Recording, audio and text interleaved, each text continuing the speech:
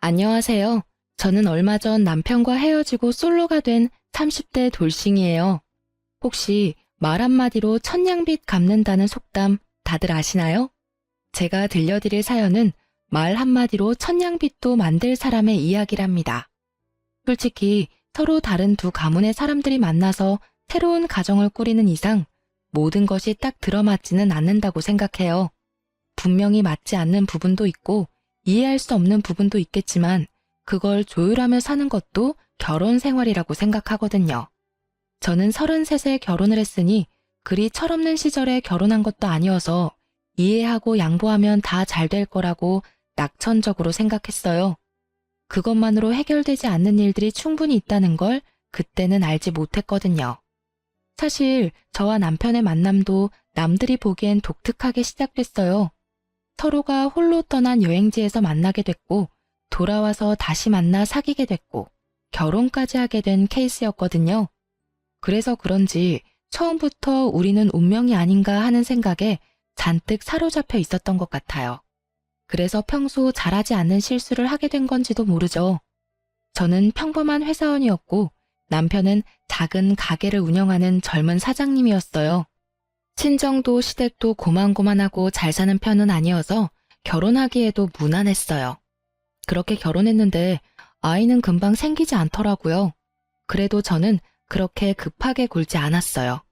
지금 생각해보면 생각보다 만만치 않은 시댁 식구 때문에 아이를 낳는 게 나중에 힘들지도 모른다는 어떤 예감이 들어서 애가 생기지 않았던 건지도 몰라요. 물론 그런 것 때문에 아이를 낳지 않으려 애쓴 건 아니었어요. 오히려 애는 썼지만 생기지 않았으니까. 왜 그런 생각을 했냐면 결혼 후에 드러난 시댁 식구들과 남편의 민낯 때문인데요. 남편은 결혼 전에는 자상하고 친절한 가정적인 사람이라고 생각했는데 결혼하고 나니 힘든 상황이 오면 먼저 발을 빼는 사람이더라고요. 특히 저와 시모가 다투게 됐을 때는 빛보다 빠르게 그 현장에서 사라지는 게 남편이었거든요. 그리고 일이 어느 정도 해결될 때쯤 조용히 모습을 드러내는 그런 사람이었어요. 시모는 말투가 직설적이고 생각 없이 말하는 타입이었어요. 그리고 시부는 우리에게 주는 건 없으면서 매번 우리가 버는 걸 뺏어가는 사람이었고요. 솔직히 그런 것들이 다 싫었지만 이미 결혼을 했고 죽어도 이 집 귀신이 되자 싶은 마음으로 시댁을 이해하려 했지만 결국은 이해하지 못하고 헤어지게 되더라고요. 그날은 바야흐로 시모의 생일이었습니다. 제가 결혼하고 나서 4번째로 맞이하는 생일이었죠. 결혼 생활 4년치의 경험이 쌓이니 아무래도 피해야 할 것들은 미리 피하는 요령이 생기더군요. 그게 바로 시모와의 대화였어요. 시모는 항상 한마디 덧붙이는 말 때문에 항상 사람들 기분을 언짢게 만드는 재주가 있으셨거든요. 솔직히 처음에는 화나서 혼자 열폭하기도 했는데 이쯤 되니 굳이 말을 섞지 않으면 된다는 걸 깨닫게 되더라고요. 그래도 순간 방심하면 시모의 수다에 넘어가 결국은 기분 상한 소리를 듣게 되는 경우가 종종 있었습니다. 이번 시모의 생일에는 올 가족이 많았어요. 작년에 결혼한 시동생네와 막내 아가씨 그리고 첫째 아가씨는 쌍둥이까지 데리고 와야 했거든요. 인원이 늘어난 만큼 챙길 게 너무 많아져서 그러면 이러지 말고 밖에서 사 먹자는 이야기가 나왔어요. 형제 자매들끼리 먼저 이야기를 하고 시부모에게 이야기를 해서 의견을 조율한 거죠. 여기까지는 아무런 문제가 없었어요. 생각보다 부드럽게 넘어갔으니까요. 작년까지는 제가 생일상을 차려드렸는데 이번부터 못하게 됐으니 일부러 좋은 한정식 집에 예약을 하고 우리가 돈도 더 많이 내기로 남편과 이미 이야기가 다 끝난 상태였어요. 그런데 코스 요리가 끝나고 식사로 미역국이 나왔을 때 시모가 부릉부릉 시동을 걸더군요. 이렇게 밖에서 먹으니 새롭고 맛있어서 좋긴 하네. 첫째가 작년까지 챙겨주긴 했지만 아무래도 전문 한정식 집에는 못 미치지. 그렇지 않니 둘째야? 내 음식 솜씨가 나쁘다는 말을 하고 싶으면 제게 말하면 될 일을 굳이 둘째 며느리인 동서에게 말하는 것이 딱 어머니식 화법이었어요. 남의 허물을 제3자에게 알려서 다 퍼뜨리게 만드는 것. 참 나쁜 버릇이기도 했죠. 그렇지만 저는 이 정도로 흔들리지 않았어요. 제가 처음에도 말씀드렸다시피 시모는 원래 그런 말을 잘하는 분이셨고 저도 내공이 쌓일 대로 쌓였으니까요. 그러셨어요? 그러면 처음부터 한정식 집으로 모실 걸 그랬네요. 어머님이 이렇게 좋아할 줄 몰랐네요. 좋아한다니 저로서는 다행인 일인데 그 말이 본심이 아니었다는 게 더 큰일이었죠. 솔직히 이렇게 먹으면 좋기야 하지만 이 돈은 누가 다 내니? 그래서 나는 좀 억울해. 내가 받아야 할 걸 제대로 못 받은 기분이 들어서.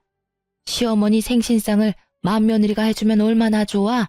서로 간에 마음도 통하고 정성도 들고. 무엇보다 다른 사람 보기 얼마나 좋니? 이렇게 돈으로 해결하려는 거 보면 다른 사람들이 욕할 거 뻔하잖아. 혹시 너 친정집에서도 어른들 생신에 돈으로 때우려 하니? 그 이야기를 듣는 내내 뱃속에서 불덩어리가 치밀어 오르는 걸 꾹꾹 눌러 참느라 애썼어요. 누가 들으면 제가 시모 생신상을 안 차린 것처럼 말하니 말이죠. 작년까지는 제가 매번 생신상을 차려드렸는데도 저런 식으로 이야기하니 저도 기분이 확 상하잖아요. 게다가 친정집까지 건드는 건 예의도 아니고요. 우리 엄마야 밥을 차려 먹든 나가서 먹든 본인이 무슨 상관인데요. 어머님, 억울하시더라도 좀 참으세요. 이렇게 밖에서 식사하자는 것도 도련님, 동서 아가씨들 모두 그렇게 하자고 해서 그런 거예요. 제가 뭐라고 이 집에서 그런 발언을 할 수 있겠어요? 저도 하자는 대로 따른 거고 죄송스러운 마음에 식비도 저희가 제일 많이 냈어요. 그리고 제가 생신상 작년까지 꼬박꼬박 차려드렸잖아요. 제가 해드리지 않은 것도 아닌데 그렇게 말씀하시면 저도 많이 서운하죠. 그렇게 말했더니 시모가 눈을 동그랗게 뜨고는 저한테 말하더라고요. 넌 무슨 말을 그렇게 감정적으로 받아들여? 그냥 내 생각이 그렇다는 거야. 누가 너더러 그렇게 해달라고 했니? 그럴 거였으면 생일 되기 전에 미리 말했을 거다. 나 참 어이가 없어서 한마디 했더니 아주 100마디 말로 시모를 나무라네. 그런 생각이 드셨으면 생각만 하시지 왜 그걸 딱 동서를 꼬집어서 말씀하셨어요? 다른 사람들 앞에서 제가 어떤 사람이 되었는지 아세요? 시어머니 모시지 않는 천하 불효의 며느리로 만드셨는데 그럼 제가 그런 말도 못하나요? 제 말에 남편이 더 놀라 저를 데리고 나가더군요. 저는 이미 화가 나서 기분이 상해 있는 상태였고 남편은 답답한 듯 머리를 쓸어넘기며 저한테 말하더라고요. 당신 왜 이렇게 못나게 굴어? 어머님이 그런 분인 거 다 알고 있잖아. 그럼 좋게 좋게 넘어가면 되지. 왜 긁어 부스럼을 만들어? 어머니랑 똑같은 수준으로 행동하냐고. 여태까지 잘했으면서 왜 지금은 못 참는 건데? 참는 게 더 이상한 거 아니야? 아니, 나 욕하려면 나한테 하면 되고 내 욕만 하시면 되지. 친정엄마 들먹이는 거에 꼭 동서한테 들으라는 식으로 이야기하면 내가 뭐가 돼? 사람들 앞에서 내가 잘못했다고 까발리면서 욕하게 만들고 싶으신 거잖아. 이 집에서 나 혼자 욕먹으면 다 해결되는 일이야? 그래서 나는 내내 참아야 하는 거야. 내가 언제까지 참아야 하는데? 그래, 그건 좀 심했다고 나도 생각은 했어. 그렇지만 너도 평상시처럼 좋게 넘어갈 수 있었잖아. 제대로 처신할 수 있으면서 왜 너도 애처럼 굴어? 엄마랑 싸운다고 해결되는 건 아무것도 없는데 그냥 흘려들어. 아무도 그게 진짜라고 생각하지 않으니까. 진짜라고 생각하지는 않겠지. 그런데 어머님이 나한테만 계속 그러시면 나중에 어떻게 되는지 알아? 나는 욕바지가 당연한 사람이 된다고. 그런 분위기가 계속되면 언제까지고 나 하나만 희생하면 되는 그런 상황이 되는 거라고. 비약해서 생각하지 마. 그리고 진정해. 좋은 날 망치지 말고 그냥 조용히 해결하자, 어? 나 정말 이렇게 둘 사이에 끼이는 거 엄청 스트레스거든? 스트레스는 제가 다 받고 있는데 저딴 식으로 말하는 남편을 보니 더 화가 나더라고요. 그래도 참았어요. 그래, 원래 그런 거다. 그런 사람이다. 그렇게 생각하며 다시 돌아왔는데 시모가 아주 눈물을 흘리며 피해자 행세를 하고 계시더라고요. 넌 어떻게 나한테 그런 말을 할 수가 있어? 네가 나를 평소에 그렇게 생각했으니 그런 말을 내뱉었겠지. 너한테 내가 시어머니이긴 하니? 어떻게 동네 지나가는 아줌마들한테 하는 것처럼 화를 낼 수가 있어? 죄송해요, 어머니. 그렇지만 저도 어머니가 평소에 저를 어떻게 생각하고 계셨는지 잘 알게 돼서 다행이라고 생각해요. 앞으로는 이렇게 대접해드리고도 욕먹는 짓 안 하도록 아예 처음부터 아무것도 안 할 테니까 그냥 처음부터 편안하게 욕하세요. 욕 얻어먹을 짓 하고 욕 얻어먹는 건 저도 그렇게 억울하진 않거든요. 솔직히 그게 더 마음 편해요. 제가 그 말을 하자 다들 말을 잊지를 못하더라고요. 이렇게 당돌하게 말할 줄 몰랐나 보죠. 여태껏 참고 참고 또 참았는데 또 참을 줄 알았나 봐요. 저도 인간인지라 한계치는 있거든요. 그래서 결국 터져버렸는데 남편은 눈을 질끈 감더라고요. 저는 차라리 속이 시원했어요. 저는 그 뒤로 시댁과 최대한 멀리하기로 결정했고 그 결정에 남편도 큰 이견은 없었어요. 혼자 시댁에 왔다 갔다 해야 한다는 건 걱정했지만 시모와 저 사이에 끼어서 끙끙대는 일을 피할 수 있었으니 본인도 그게 좋다고 판단한 결과였겠죠. 그 뒤로 저는 설과 명절 이외에는 일절 방문하지 않았고 뭐든 돈으로 해결했어요. 이렇게 하다 보니 마음은 편했지만 돈이 많이 나가서 영 별로더라고요. 그래도 어쩔 수 없는 일이라 여겼어요. 어렵게 찾은 마음의 평화를 다시 빼앗기고 싶지는 않았으니까요. 그렇게 어떻게든 숨쉴 구멍 하나 틔우고 사는데 위기는 언제나 불시에 찾아오더라고요. 생각지도 못한 시부의 은퇴 때문이었어요. 시부는 중소기업의 기술자로 다니고 계셨는데 굳이 정년도 되지 않았는데 은퇴를 하시려고 하더군요. 몸이 힘들다는 말도 지나가며 몇 번 하셨고 본인이 하고 싶어하는 의지도 없어 보였어요. 연세가 있으시니 그러려니 했는데 정말로 퇴사를 결정하고 나올 줄은 저희도 몰랐죠. 솔직히 시부가 퇴사하고 나온 건 어쩔 수 없는 일이긴 했는데 결국 그 다음 달부터 저희 쪽에 커다란 위기가 닥쳤어요. 바로 시부가 여러 가지 명목으로 저희한테 돈을 달라고 하는 것이었죠. 처음에는 병원비, 보험비 같은 거였는데 그걸 드리기 시작하니 통신비나 기름값 같은 것도 원하시더라고요. 별 생각 없이 드렸는데 그게 몇 달 이어지니 매달 그걸 당연하게 요구하시더라고요. 마치 두 집 살림을 차린 것처럼 돈이 한정없이 빠져나가는 게 느껴지기 시작하자 저도 남편도 마음이 급했죠. 결국은 남편에게 형제 자매들의 도움을 좀 받자고 이야기했어요. 남편도 그 생각을 하고 있었고요. 그래서 서방님과 두 아가씨에게 남편이 단체톡을 했어요. 아버지가 퇴사를 하셨으니 우리 사남매가 같이 돈을 모아서 내자고요. 그런데 다들 반응이 시큰둥하더라고요. 급해진 남편이 둘째 내외에게 전화를 걸었어요. 아버지 퇴사해서 우리가 돈 좀 보태서 드려야 해. 노령연금도 아직 나올 때 안 돼서 급해. 형, 우리가 왜 그걸 내야 되는데? 그건 다 마지가 해야 할 일이잖아. 어차피 장남이라서 받을 재산도 많으면서. 야, 너 말 그따위로 할래? 아버지 어머니 오래오래 사시면 재산이 남아있기나 할 것 같아. 변변한 사망보험금도 없으신데 장례 치르고 나면 돈 다 나가고 없지. 빚 안 진 게 천만 다행이라고. 그런 상황에 내가 재산을 많이 받을 거라고? 말이 되는 소리를 좀 해. 맞아요. 그게 어떻게 마지가 당연히 해야 되는 일인데요? 그래서 말씀드리기 전까지 몇 달을 이 사람이 돈 내주고 있었잖아요. 저희도 이렇게 하다가는 곧 파산이라고요. 아니, 자식이 넷인데 어떻게 하나가 다 부양을 해요? 결국은 저도 합세에 싸워서 시동생도 돈을 같이 내기로 했어요. 두 아가씨들도 처음에는 난색을 표했지만 조금이라면 가능하다며 10만 원 정도씩은 내기로 했어요. 잘 걷어지거나 다들 흔쾌히 내는 것은 아니었지만 그래도 저희의 부담이 어느 정도 줄어들어 다행이라고 생각했죠. 그런데 시부는 저희가 매달 드리는 30만 원의 용돈에서 20만 원을 더 보태서 달라며 어린애 떼쓰듯 요구하기까지 하더라고요. 전화 통화할 때마다 닥달하는데 진짜 노이로제 걸리겠더라고요. 결국은 스트레스를 받은 저는 결국 이혼에 대한 생각이 조금 더 절실해졌어요. 그래도 이때까지만 해도 그리 심각한 수준은 아니었어요. 시부의 어이없는 요구는 저희 친정아버지가 돌아가시고 나서 더 심해졌어요. 아버지는 사망보험금을 2억 정도 남기고 돌아가셨어요. 교통사고였고 현장에서 사망한 터라 저희도 황망한 상태였었어요. 친정에는 저와 제 어린 여동생, 어머니만 있었던 터라 장례 치르는데도 너무 힘들었었죠. 그런데 장례가 다 끝난 다음 날 시부가 저와 남편을 불렀어요. 무슨 일인가 싶어 시댁에 갔더니 시부가 무척 궁금한 표정으로 묻더군요. 그래, 친정아버지 돌아가셨는데 부조금 들어온 거는 어떻게 하기로 했어? 들어온 만큼 나간 탓에 별로 남는 것 없었지만 제가 다 받았어요.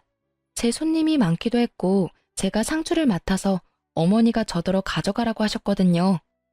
여자 셋밖에 남지 않은 집안에 여동생은 결혼조차 하지 않은 상태였고 남편은 상주가 하기 싫다고 하는 바람에 제가 상주를 맡게 됐었거든요. 보통은 사위도 상주를 많이 한다는데 요즘 세상에 남녀 차이 둘 필요도 없고 남편이 싫다니 그냥 제가 하는데 별 거부감도 없어서 제가 한 거였어요. 솔직히 제가 상주로 손님 받고 일 다 했으니 제가 받아온 것도 당연하다 싶었는데 시부가 이야기하더라고요.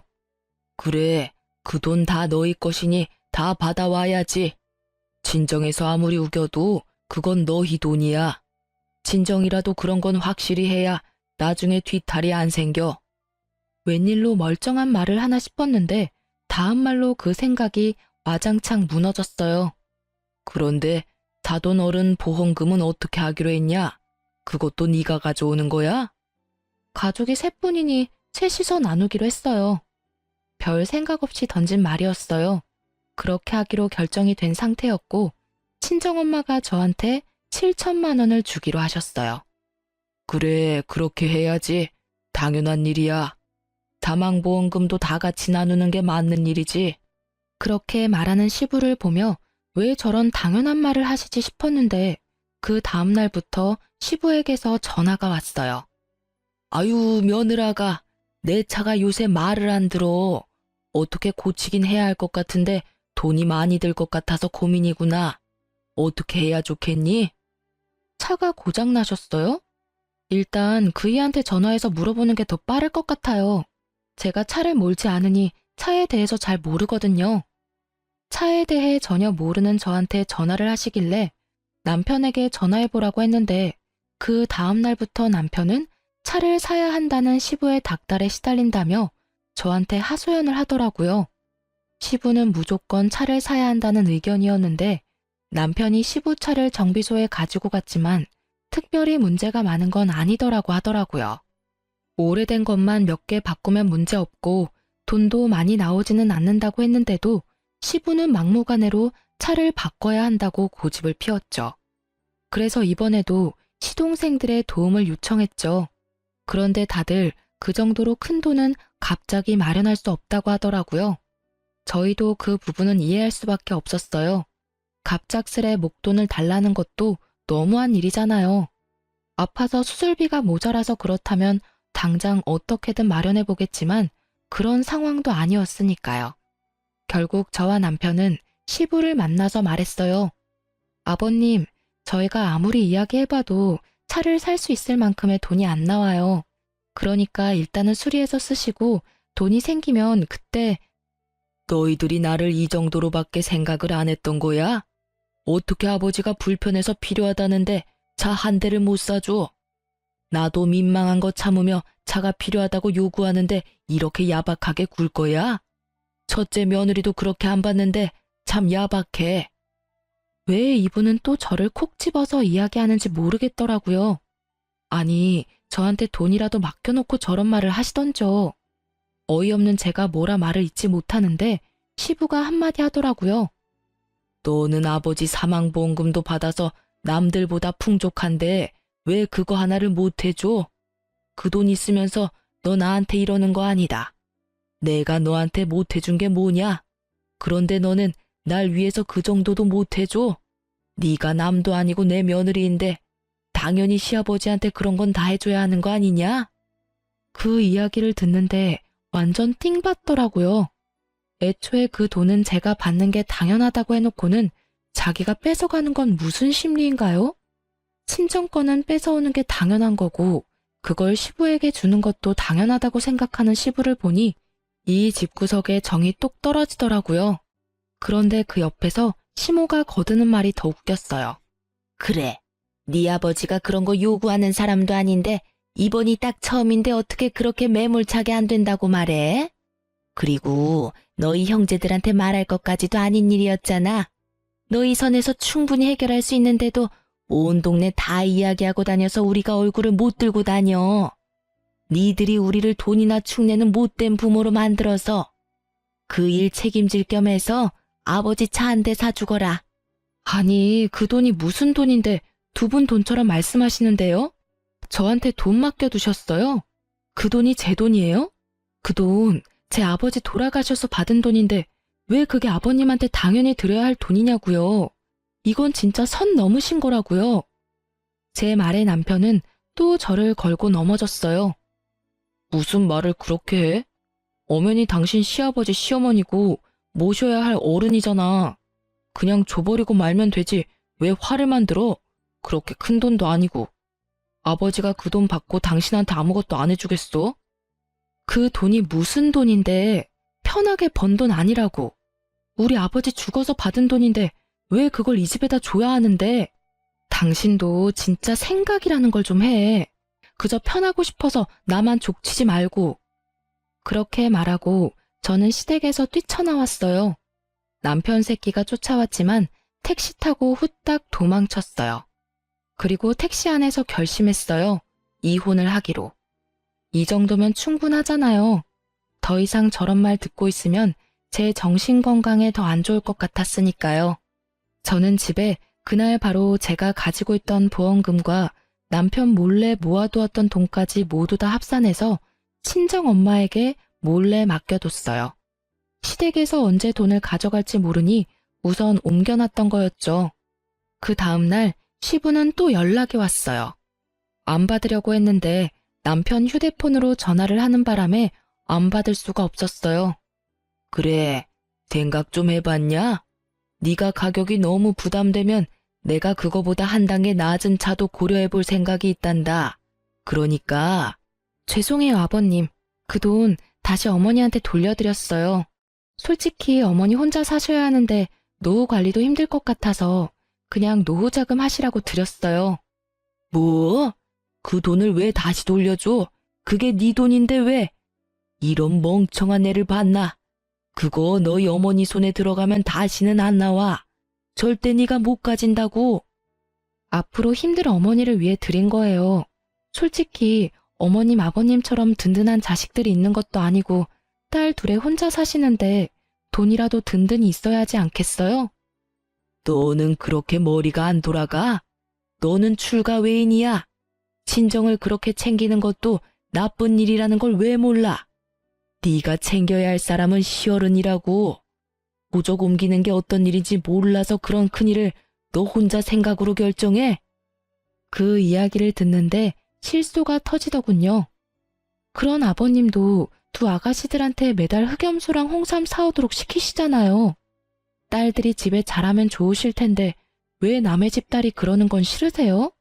그리고 아버님, 그 돈은 우리 아버지가 월급에서 꼬박꼬박 매달 보험금 넣어서 타게 된 보험금이에요.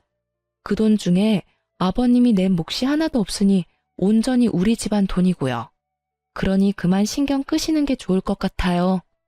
그렇게 이야기하자 결국 할 말이 없어진 시부는 씩씩거리다가 전화를 끊더군요.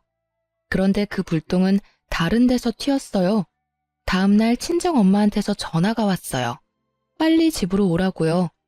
무슨 일인가 싶어 친정에 갔더니 세상에 시부와 시모가 둘이서 우리 엄마한테 돈 내놓으라고 난리를 피우고 있지 않겠어요? 당장 돈 내놓으시오.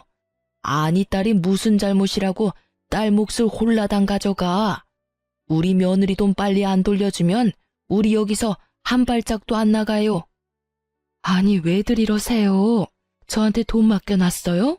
그리고 당신의 며느리가 내 딸이라고요. 딸이 저한테 준 돈을 당신들이 뭐라고 돌려달라 마라 큰소리 친단 말이에요?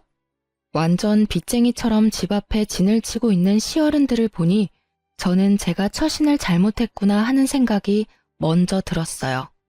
아예 싹을 밟아놨어야 하는데 제가 어머니에게 돈을 줬다고 하니 어머니한테로 와서 돈을 내놓으라고 할 줄이야. 며느리 돈을 사돈이 가져가도록 뭐라고 했을 거 아닙니까? 그럼 걔가 멀쩡한 정신으로 그 큰 돈을 덜컥 제 어머니한테 줬겠어요?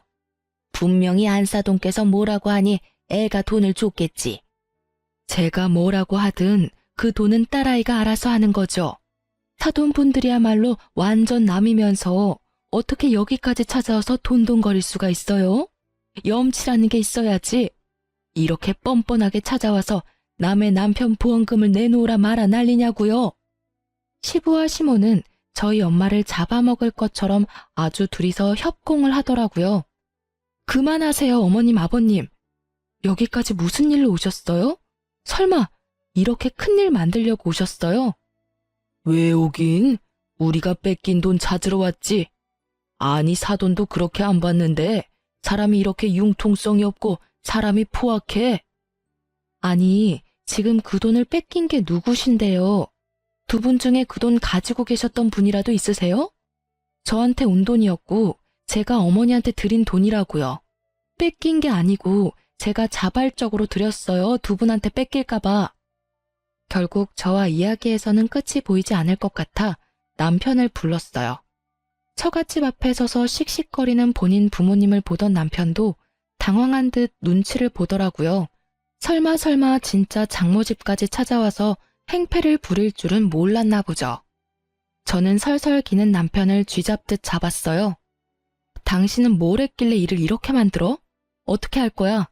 당신이 중간에 알아서 커트를 못 시키니까 결국에 이런 일이 벌어진 거 아니냐고. 너 편하자고 좋게 가자더니 이게 좋은 결과야? 당신 두 눈으로 똑똑히 봐. 우리 엄마가 지금 무슨 꼴을 당하고 있었는지. 매번 나한테 좋게 넘어가라고 하더니 도대체 당신은 뭘 하느라 이런 일이 터질 때까지 그냥 뒀어? 제가 큰 소리 내며 남편 탓을 하니 시모가 저한테 삿대질을 하며 말하더라고요. 이게 어디서 어른들 다 보는 데서 남편을 잡아? 네가 뭔데 귀한 우리 아들한테 뭐라 하냐고. 이게 오냐 했더니 누구를 호구로 보고? 어머니야말로 저희 집안을 호구로 보셨겠죠. 그게 아니면 감히 아버지 사망보험금을 시아버지 차살 돈으로 달라는 게 말이나 돼요? 이제 끝이야. 당신하고 더 이상 같이 못 살아. 아니, 안 살아. 이혼해. 우리 엄마한테 이런 꼴 당하면서까지 당신이랑 결혼 생활 유지할 필요 없다고 생각하니까. 제 말에도 남편은 이 상황이 혼란스러운지 갈피를 못 잡더라고요. 아니, 어디를 말려야 할지를 모르고 있다는 게 정확한 말이었죠. 오냐, 이혼하면 그 보험금도 반으로 갈라서 줘야지. 안 그러냐? 부부 공동재산인데 당연히 그렇게 해야지. 그러니 우리 아들한테 그 돈 반틈 줘야 하는 거 맞지? 저는 그 말에 말이 막히더라고요. 남의 부모 보험금을 왜 나눠요? 가만 보니 두 분이 착각하고 계시더라고요. 친정아버지 사망보험금도 재산 분할 시 나누는 거라고 생각하신 듯한데 제가 알기로는 그게 아니었거든요. 부부가 공동으로 재산 형성에 기여한 돈이 아닌 거라 그건 재산 분할에 들어가지도 않고 오래된 돈도 아니었기 때문에 해당도 안 된다고 들었거든요. 두 분 뭔가 착각하고 계신 것 같은데 제 아버지의 사망보험금 같은 건 재산 분할 대상이 아니에요. 부부가 공동으로 번 돈이 아니잖아요. 그리고 애초에 그 돈은 저희 어머니에게로 갈 돈이었고요. 어머니가 그 돈을 받는 사람이었기 때문에 어머니 돈이나 마찬가지라고요. 제가 시부모에게 그 말을 해줬는데도 두 분은 제 말을 거짓이라고 말하며 우기더라고요. 네가 우리한테 거짓말하는 거 모를 줄 아니? 재산 분할하려면 그런 돈도 다 포함해야지. 너처럼 그 돈 너희 어머니한테 보내면 불법이야. 뭐 저야 상관없었죠. 그분들이 뭐라고 생각하든 진실은 하나고 그 탓에 본인들이 불이익을 당하는 건 제 탓이 아니잖아요. 두 분의 무지 탓이니 말이죠. 결국에 저는 바락바락 끝까지 잘못된 정보를 우기는 두 사람을 놔두고 이혼 소송에 들어갔어요. 남편은 그래도 이런 식으로 헤어지는 건 좀 아니었는지 저한테 와서는 다시 돌아오라고 하더군요. 여보, 당신도 엄마 성격 잘 알잖아. 여태껏 잘해왔는데 왜 그렇게 갑자기 막 나가는데? 우리 두 사람만 생각해. 우리 서로 나쁘지 않잖아. 그래, 우리 두 사람은 나쁘진 않지. 그렇지만 당신 부모님 평생 안 보고 살 수 있어? 같이 보고 산다는 말은 당신이 또 나랑 시어머니 사이에 끼어서 고통받는다는 뜻이야. 그리고 그런 당신을 보는 나도 속이 미어 터지는 거고. 그런 거 생각하면 헤어지는 게 맞지. 여보, 그래도 다시 한 번만 더 생각해봐. 나도 그렇게 잘할게. 그렇게 해야 당신 마음이 풀린다면 뭐든 할게. 제발 이혼한다는 말은 하지 마. 돌아가게. 친정까지 와서 이런 꼴을 당하게 할 정도면 딸이 그 집안에서 어떤 수모를 당했을지 감이 와. 남의 귀한 딸 데려다가 그런 짓을 했다는 게 믿기지도 않고 믿고 싶지도 않네. 자네가 정말로 우리 딸을 생각한다면 헤어져 주게. 당신 부모들 답도 없어. 남의 보험금을 세상에 자기들 돈처럼 구는 양반들이 어디 있어? 거기다 빚쟁이처럼 집에 찾아와서 그러는 걸 보고도 자네가 우리 딸에게 돌아오라 마라 할 수 있다고 생각하나? 결국 친정엄마의 불호령에 남편은 돌아갔어요. 그리고 이혼은 남편 덕분에 그래도 합의로 잘 마무리가 됐어요. 시부모들은 끝까지 재산 분할할 때 그 돈 가져와야 한다고 우겼지만 법을 이길 수는 없죠. 게다가 시부모의 저를 향한 행동들이 이혼을 제게 유리하도록 이끌어줬고요. 결국 그 재산은 고유재산으로 분류돼서 나누지 않고 저희 집 가격의 절반을 제가 받게 되었고 깨끗하게 법적으로 모든 게 정리가 됐어요. 솔직히 어머니도 저도 갑작스레 혼자가 되어서 힘들기도 했지만 그래도 혼자가 아니라는 사실, 어머니와 함께 있다는 사실에 마음은 편했어요. 그런데 얼마 지나지 않아서 동서에게 연락이 왔어요. 형님, 혹시 전화 괜찮으세요? 이제 형님이라고 안 불러도 돼. 이제 우리 남인데 무슨 형님이야. 그냥 언니라고 불러. 솔직히 시댁 가족들하고 트러블 있었지만 동서한테까지 악감정 있는 건 아니었으니까. 정말 이제까지 어떻게 참으셨어요? 솔직히 저는 지금도 못 참을 것 같아요. 어머님이 저한테 무슨 말을 하는지 아세요? 하나부터 열까지 형님하고 저 비교하면서 그런 건 왜 못하냐, 저런 건 왜 못하냐, 걔가 하면 너도 할 줄 알아야지. 그래놓고선 또 잘하는 거 보시면 그거 잘한다고 네가 잘난 거 아니다. 그러다가 첫째 꼴 난다며 얼마나 타박을 주시는지 대체 어떻게 견뎌야 해요? 저는 해줄 말이 없었어요. 제가 못 버텨서 이혼했는데 이제 와서 무슨 조언을 해줄 수 있겠어요? 글쎄, 나는 그때 솔직히 친정 이야기만 안 나왔으면 그냥 참을 수도 있었을 거야. 그냥 한 귀로 듣고 한 귀로 흘리는 거 알잖아. 나 그거 잘하거든. 동서가 절대로 받아들이지 못할 말을 하는 거 아니고는 그냥 넘겨. 그게 제일 현명한 방법이야. 나는 뭐 실패했지만. 저는 그거 정말 못하거든요. 무슨 말을 해도 가슴과 기억에 콕콕 박혀서 계속 생각나고 또 생각나고. 결국은 총알바지 해주던 형님 이혼하고 나니 저한테 모든 화살이 돌아왔어요. 결국은 저도 시댁 행사에 요새 잘 안 나가요. 갈 때마다 하도 난리를 쳐대서. 오래 가려면 그게 좋을지도 모르지. 안 보면 좀 덜하거든. 근데 언젠간 그 얼굴들을 봐야 하니 말이야. 그래도 잘 지내고 있는 모양이네. 잘 지내요? 어디 가요? 지금 완전 집 난리 났어요. 눈 뜨고 못 봐줄 꼴이거든요. 형님 이혼하시고 아주버님은 재혼하라고 계속 시달리고 있으시고요. 제가 시댁과 척을 지고 있다 보니 그분들이 돈 필요할 때 연락할 곳이 없잖아요. 결국 두 아가씨한테 이거 사느라 저거 사느라 하는 바람에 두 분도 아예 부모님이랑은 연 끊고 지내고 있어요. 그나마 남매들이 사이가 좋아서 이리저리 연락하고 지내서 다행이지. 아니었으면 아예 뿔뿔이 흩어져서 안부 인사도 못하고 지낼 뻔했다니까요. 동서의 이야기를 들으니 본인들이 한 일들에 대한 벌을 지금 받고 있는 것 같더라고요. 자식이 자기 소유이고 자식들 돈이 내 돈이라고 당연하게 생각하는 시댁 어른들의 마인드는 정말 요즘 같은 세상에서는 있을 수 없는 거니까요.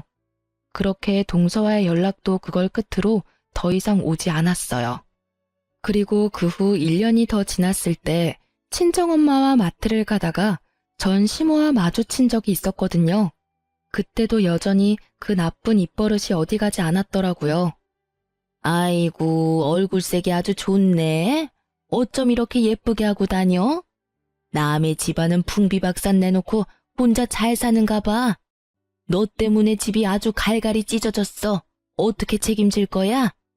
첫째 아들은 내 말도 안 들어. 둘째 내는 연락도 안 돼.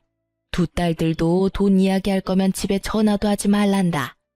이게 네 작품이 아니면 누구 작품이겠니? 네가 이렇게 만들어 놓고 나갔으니까 네가 책임져야지. 이렇게 비아냥거리는 말투를 정말 오랜만에 들으니 어질어질 하더라고요. 그러게요.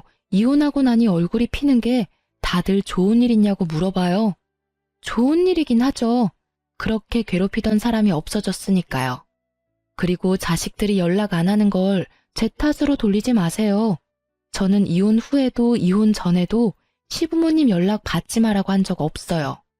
그분들이 그렇게 했다면 다 그만한 이유가 있었겠죠.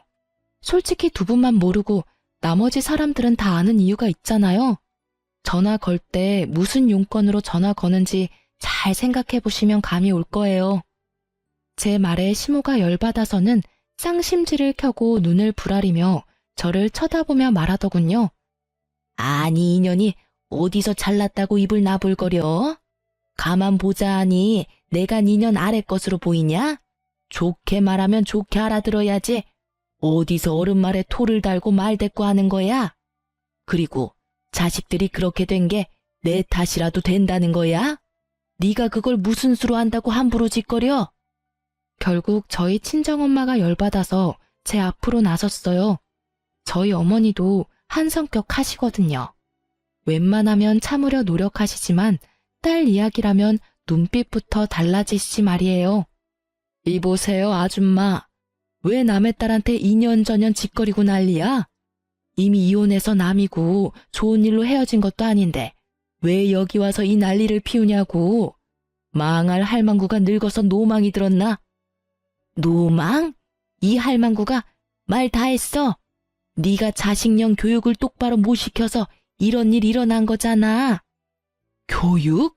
아줌마야말로 자식들한테 잘했으면 일이 이 지경까지 왔겠어? 그 집 자식들 다 떠난 게 왜 우리 딸 잘못이야? 당신들이 하도 잘못을 많이 했으니 자식들이 다 꼴 보기 싫어 떠난 거지. 웃기지도 않아.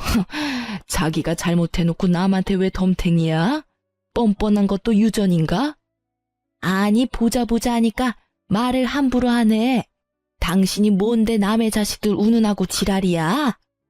그러는 당신이야말로 한 번만 더 내 딸한테 그런 욕설 퍼부으면 명예훼손죄로 고발할 거야.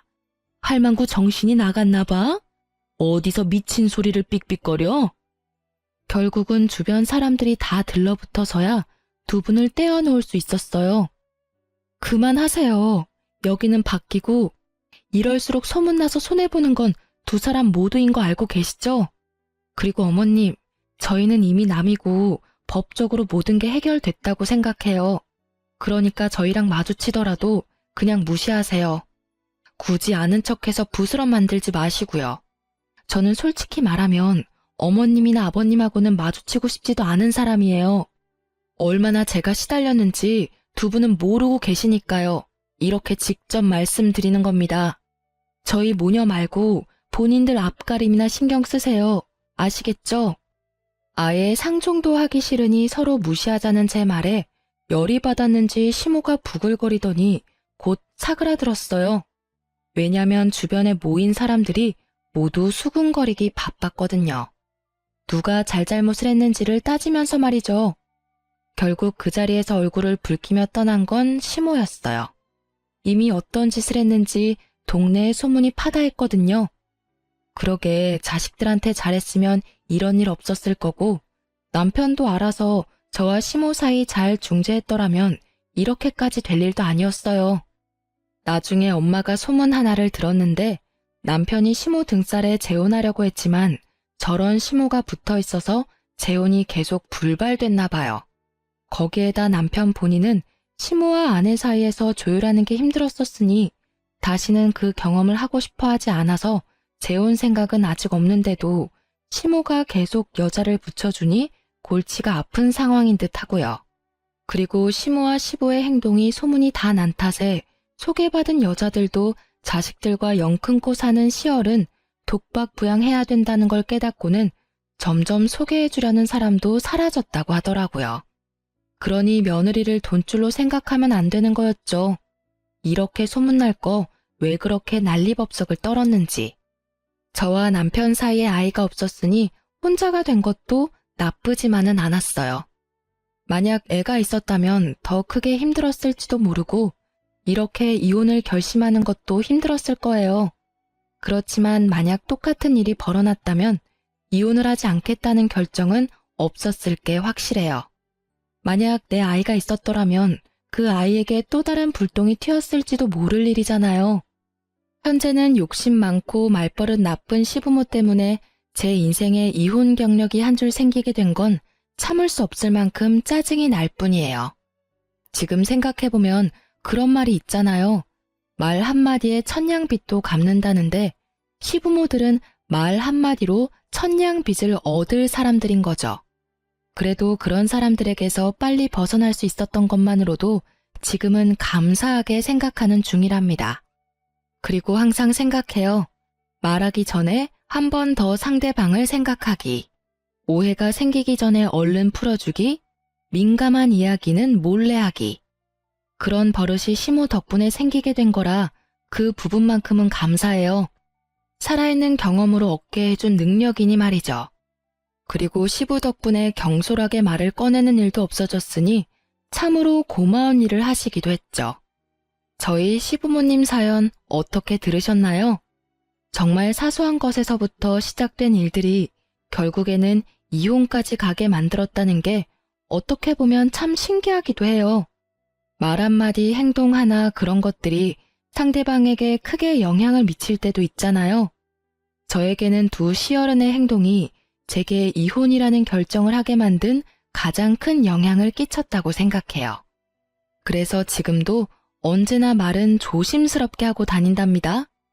사연 들어주셔서 너무 감사하고 앞으로 이런 글을 쓰지 않게 행복하고 즐거운 생활만 할 수 있도록 노력하도록 할게요.